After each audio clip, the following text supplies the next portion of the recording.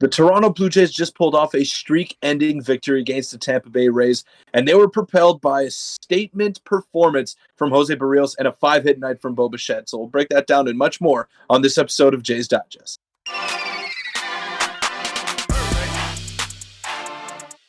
What's up, Jays fans? I'm your host, Peter Vryonis, alongside host Nick Gosse. Now, before we get into anything on this video, after an impressive win by the Toronto Blue Jays, I want to thank each and every one of you personally who decided to donate on stream. I was there for a little bit. I got caught up at work, so I couldn't let it affect what I was doing over here, but I'm still at work. I'm done now, but I wanted to get on this post-game reaction video. But I want to thank you guys again so much for your generosity. It means the world to Nick and I, and man, I don't even know what to say. Like when he told me the final number at the end of the stream, I was in shock, and I couldn't believe that you guys came up with that amount. So thank you once again. Yeah, unbelievable. If you want to go check it out, you can go look at the VOD is still up. Special thanks to Mo. Your support has been unbelievable. But everyone who tuned in and supported it means a lot. And thank you. It means a lot to both of us. But make sure to hit the subscribe button as well. We're on the road to 7K. And let's just get into this crazy game. And what a way to start the series with the Jays snapping the streak. And Peter, we have a couple segments we'll touch on here. Of course, Bichette did great and Jose Berrios. But before we get into those chapters, what were your thoughts on the overall game? I'll pop up the box score here. And what are your first impressions fresh off the win? We snapped our streak, and what a start to the weekend. Yeah, now I may have been at work, but I did not miss a single pitch of this ball game. And it was, just a thorough performance by the Toronto Blue Jays. Jose Berrios looked great, and we'll touch on him more in depth as the video rolls along. But 1 through 9, the Blue Jays chipped in. The defense was very, very good. The pitching did their job, and the whole team came together. This might have been their most complete performance of the season, and what a time to have that performance come against an undefeated team looking to make history, and the Jays shut that down right away. The Rays came into Toronto trying to make a statement, trying to make history, and the Jays said, not tonight, it's our night. Yeah, it would have been the longest winning streak to start the season in the modern era, but is now it's snapped, and none of that matters. And like you said, the defense was great. And George Springer 1 for 4 with the leadoff home run. He set the tone. Bichette, unbelievable game, which we'll get into in a minute. Vladdy 1 for 5, but he hit a lot of balls hard. It's just sometimes it's unfortunate things there.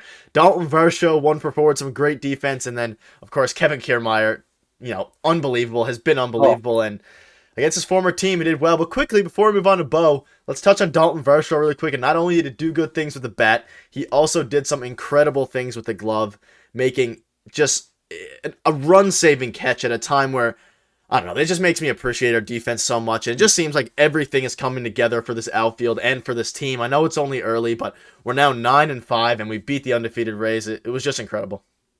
Yeah, and that was a very crucial catch, like you just pointed out, because it could have gotten ugly for Jose Berrios at that point. And if you pop up the clip one more time, I know there's 2 outs when you look at it there, and it, you're not really too worried about that run scoring at first, but that would have been back-to-back hits, and that's when we see Jose Berrios start to struggle, when the opposition starts to string hits together and he can't make consecutive outs.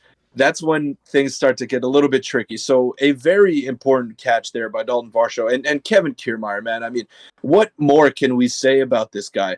Why the Tampa Bay Rays would choose Jose Siri over Kevin Kiermaier is beyond me. Now, they know KK a lot better than we do. We've only seen him for a handful of games here, but everything just stands out about this guy. He's such a heads-up baseball player. He's always making the right play, and in center field, he's unbelievable out there. He is everything we could have expected and 10 times more to start the year. He had his opposite field hit. He also had his bunt single. He had even games like tonight where he didn't have any super insane plays. He almost robbed a home run once again, and he was mad at himself for not robbing it, which is something that you love to see him giving the effort out there. And also quickly touching on George Springer, in case you missed it, he started off the game with an absolute rocket. That I was on stream reacting to it when it happened.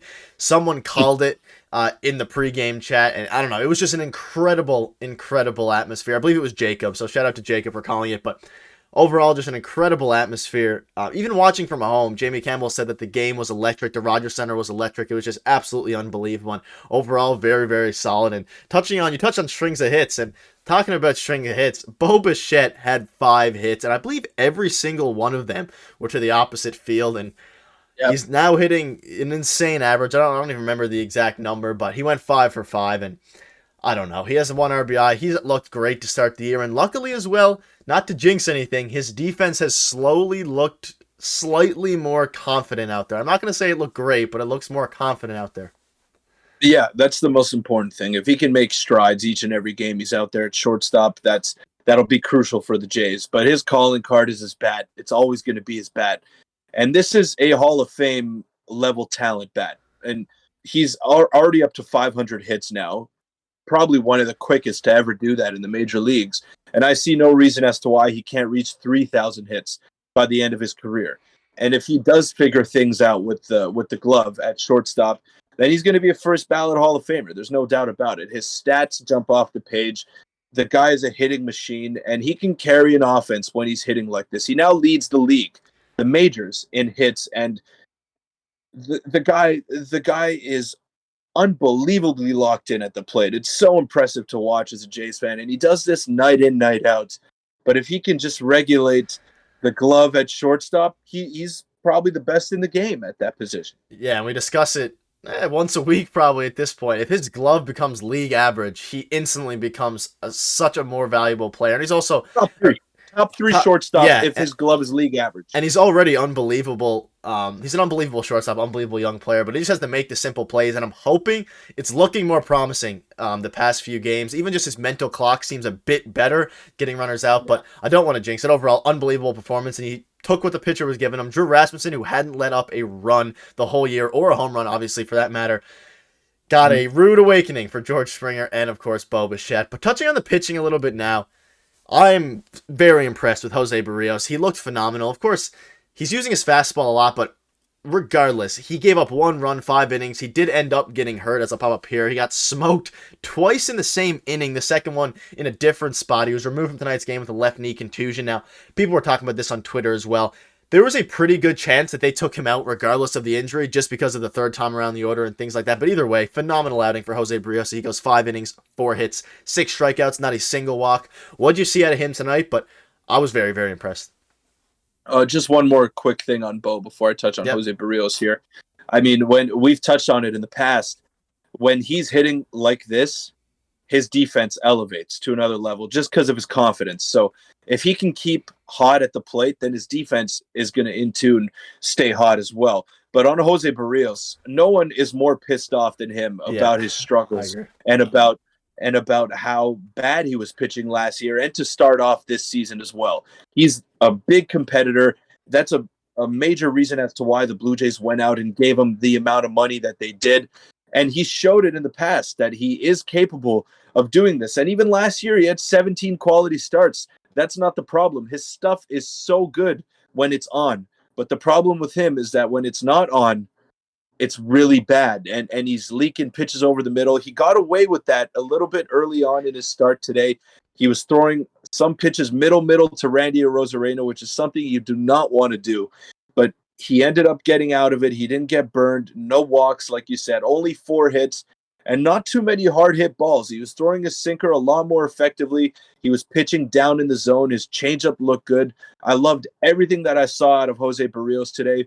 Now, the only thing we need to see out of him is if he can keep it going moving forward. Can he stay consistent, or is this a one-off and it's back to the same old next time? Yeah, and hopefully he's going to be able to do that, and hopefully he's healthy enough to do that as well. But you've been on record saying that Jose Berrios is going to bounce back this year, and I agree with you. I think he has the stuff to do it. We saw it tonight, and even those fastballs early in the game that he leaked middle, at least his stuff still has movement. He's not like Julian Merriweather, shout out to him, but his fastball is straight. Berrios at least has movement, but his fastball was still getting hit hard tonight, so I'm sure he'll make some adjustments there. But his changeup looked really good. He used it a lot more than he did previously. Someone made a tweet about the thread about his new pitch mix, but overall, a very impressive night for Jose Berrios, and the bullpen was pretty solid as well. Trevor Richards struggled a little bit. Zach Pop, wow. We'll quickly touch on Zach Pop now.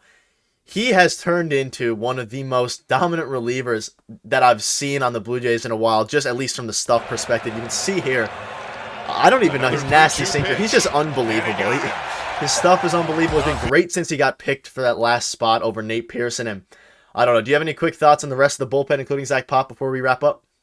Man, that sinker looks like it's moving as much as that Trevor Richards changeup that we love so much. Except in 96. The movement on that is just crazy. It should not be moving like that. It should be illegal to throw a fastball that hard that moves that much. Zach Pop's been unbelievable. I'd like to see him in a bit of a higher leverage role, but that's the good thing about the Blue Jays bullpen. There's so much depth in there that they don't need to force him into the 7th or 8th inning because they have those guys kind of locked down already.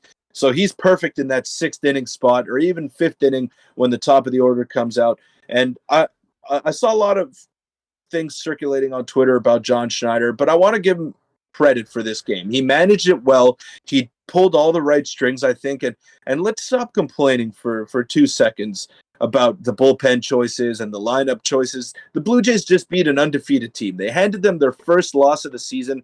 Let's give John Schneider some credit. It was a beautifully managed game, beautifully played game by the Blue Jays, and man, I'm just fired up about this result. I agree. And we're the first ones to jump on John Schneider when he makes some mistakes, but he's been really good the past few games. His management's been perfect. It's been on time, and at the end of the day, the only person who really struggled today was Jimmy Garcia, who gave up 2 home runs, but I'm not worried about him at all. He's looked phenomenal, and Eric Swanson dominant, and Jordan Romano was even more dominant, really, really quick bottom of the 9th with this really cool walk-up song at the Rogers Center. They didn't go to commercial in between the top of the 9th and the bottom of the 9th. It was just a great way to end the game. And also a quick shout-out to Eric Swanson, who has looked very, very good this season and is a very good late-inning reliever, high-leverage guy. And overall, just an absolutely phenomenal game. Is there anything else you want to touch on before we wrap up?